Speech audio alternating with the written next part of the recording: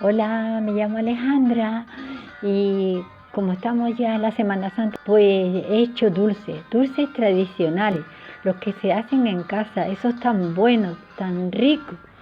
Y, y he puesto debajo del vídeo, tenéis los enlaces que pueden verlo todos los dulces que hay ahí. Todos. Espero que les sea fácil, ¿eh?